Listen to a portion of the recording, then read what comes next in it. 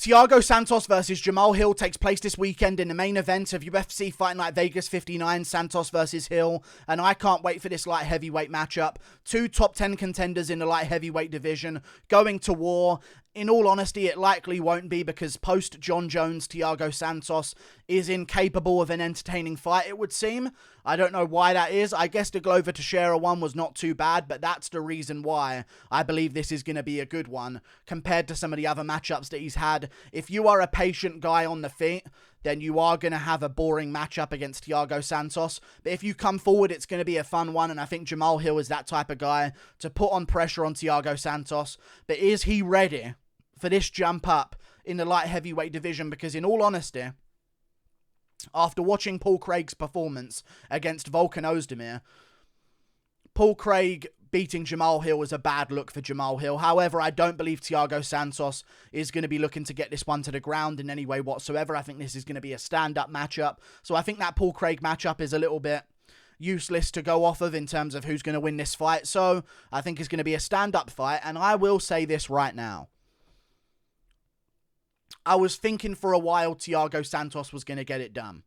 I really was. It's a big jump up for Jamahal Hill, and when you put him against other really capable strikers, it can be quite tricky for him. He even had a bit of a tough time. I know he finished OSP by TKO, I believe, in the second round. But in the first round, he was getting his legs chewed up by OSP. He was having a little bit of a tough time with the kicks at range from OSP. But he showed a lot of toughness to keep coming forward, keep the pressure on.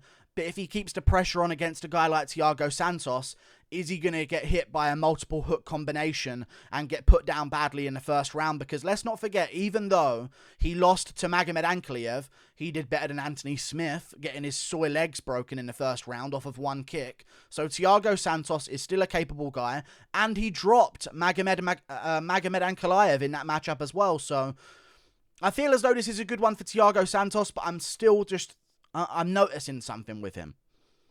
And it's something where I just can't pick him to win a fight.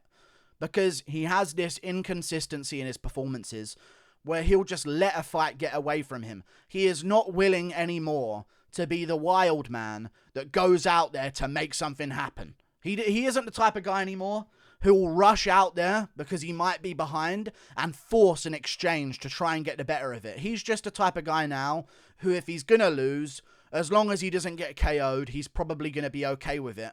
And when you got a hungry guy like Jamahal Hill, who still hasn't really had the money in his career yet, he's making some decent money, I'm sure, because he had a lot of wins in the UFC and a lot of good wins on good positions on cards. So I'm sure he's making okay money to live off of, but he's not making that money that's going to be worth, being okay for the extra 50 years of life he's going to have outside of his fight career once it's all said and done. So I feel like Jamahal Hill's still going to be really hungry for this matchup.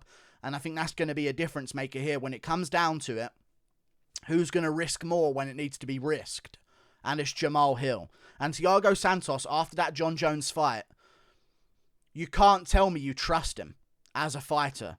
Especially as a guy to pick as an underdog. You know what I'm saying? You can't tell me you trust Thiago Santos as an underdog here against Jamahal Hill. He just doesn't look good at fighting. He's capable. He's patient, he's somewhat technical, but he doesn't kick the same. And that's a big deal for me here against Jamahal Hill. I don't like him boxing with Jamahal Hill because Jamahal Hill's not a guy to trade hooks on the inside. He's the type of guy to keep it long and rangy, pepper you with shots at range, and then start committing to some decent shots afterwards. Once he finds his range on you and stuff like that, he's going to have a 3-inch reach advantage here over Thiago Santos as well. So I do see Jamahal Hill being good in the boxing range, but I would like to see Thiago Santos sort of get things done with his kicks, and I just can't pick him to do that after the John Jones fight because he just does not throw kicks the same way. He used to chop the legs, chop the body, then throw head kick after head kick after head kick, but it seems like now he'll barely throw a couple of kicks at round, and it'll all be timid kicks as well, and they won't really have too much impact on them, so I don't see him really being able to finish Jamahal Hill with kicks or damage him with kicks or anything like that, so I'm going to be picking the momentum on the side of Jamahal Hill to go out there and get a second round TKO against Thiago Santos. First round's going to be very patient. Both guys are going to get hit with some shots. And I think eventually Jamahal Hill's going to start putting pressure on him once that first round powers down a little bit. Start to force some exchanges. And I think that's where Thiago Santos is going to leave himself open because let's not forget, David Branch walked him down and KO'd him. So That's not a good look, in all honesty. And I feel like Jamahal Hill's capable of doing the same thing. It could go badly, and Thiago Santos could look great and come out with a mission. Like, I'm on a losing streak right now. I need this win badly. I'm going to go out there and get it. I don't even think he's on a losing streak because he beat Johnny Walker. But I want to talk about that as well. I was a little bit unconvinced that Hill was going to win this matchup, and I was considering Thiago Santos as an underdog. Because I was thinking, you know what? How much do I really value a win over Johnny Walker at this point by KO? Johnny Walker's got 0 chin.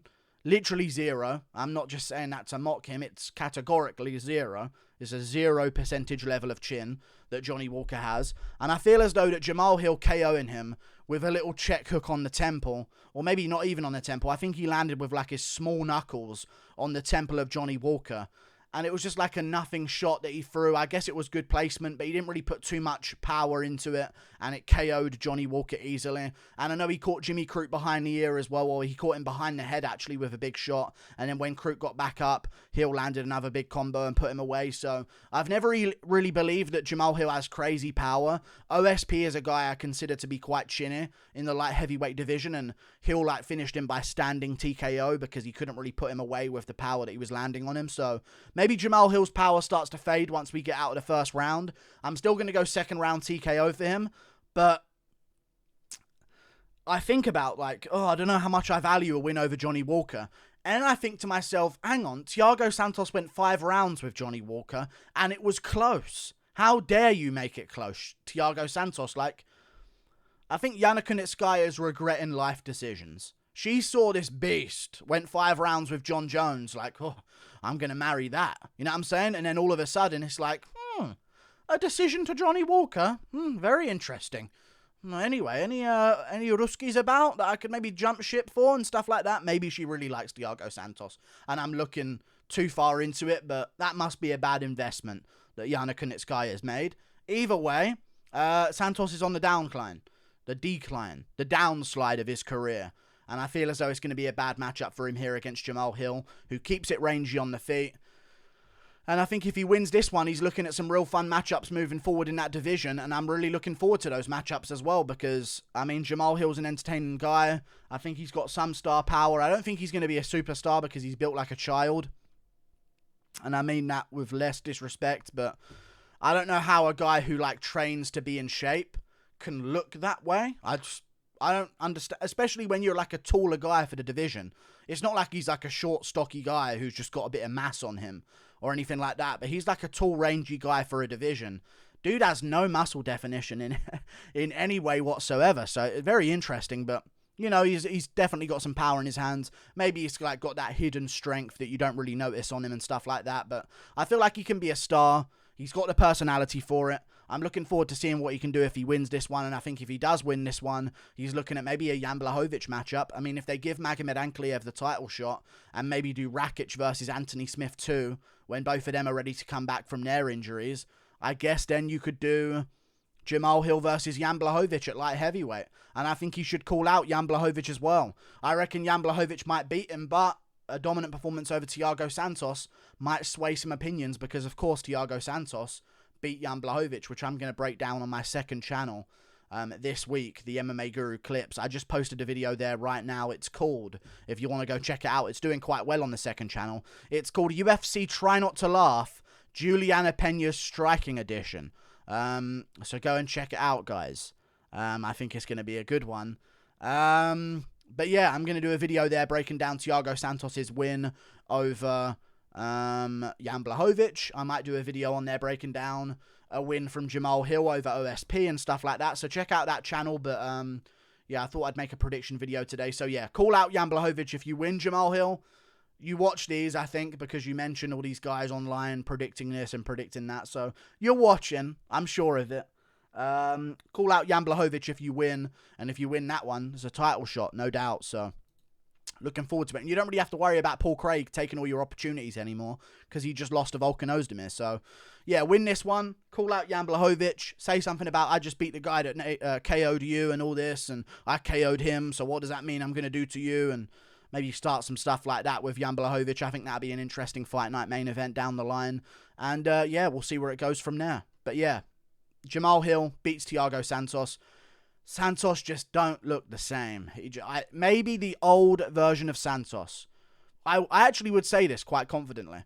The older version of Santos, or I mean the younger version of him, but previously in time, age-wise, I feel as though he would beat Jamahal Hill with his kicks and his crazy style and just being good in the pocket and stuff like that. But this new version that's worried about being KO'd and, you know, worried about kicking too hard and hurting his leg again and stuff like this, it's just like not a good guy to put your money on, especially as an underdog when it's risky already. So looking forward to it. I think the pressure style of Jamahal Hill's going to work in a smaller cage in the Apex, so I think that's going to be a good thing for him as well. It's a big fight for Jamahal Hill, a big jump up, and you never know what's going to happen because he did have some lackluster performances against other fighters, but we'll see. Hopefully Thiago Santos brings it, but in a 5-rounder, I see him pacing himself, and I think that benefits Jamahal Hill's pressure style, seeing as Santos is going to be on the back foot. So we'll see how good Jamahal Hill does here. I just can't believe the UFC gave Thiago Santos another main event. His last 2 have been absolute snooze fests. You'd think there'd be a trend of like, okay, no more main events for him. But no, they just keep doing it. Well, they're doing Mackenzie Dern, Yan Xiaonan. They don't even care. They don't care what the main events are. But I'm thinking they assume Jamahal Hill's going to bring the fight out of Santos. And I think that's what's going to happen. But Jamahal Hill's going to land like a straight 1-2 on the chin and put away Thiago Santos in round 2. Looking forward to it. And if Santos loses, Santos versus Dustin Jacoby would be an interesting matchup. Santos versus Ryan Spann. Just feed him to some up-and-comer and hopefully they can just sort of jump the queue as well. We'll see how it goes. But yeah, Jamahal Hill. Plus, Jamahal Hill's a young guy in terms of how new he is to the game. I don't think he's a young guy in terms of age. I think he's like 30-something. I think he might be 30 years old, just in general, 30 years of age. But I'm not too sure. Let me move these fucking headphones out of the way so I can actually see. I think he's 31. He is 31, so he's not a young guy. But for light heavyweight, they're all fucking grandparents, so he is quite young. 31, new to the game, 10-1. This is going to be good experience for him, so be interesting to see how far he can go. Like and subscribe. Toodle Pip, I'll see you later. Goodbye.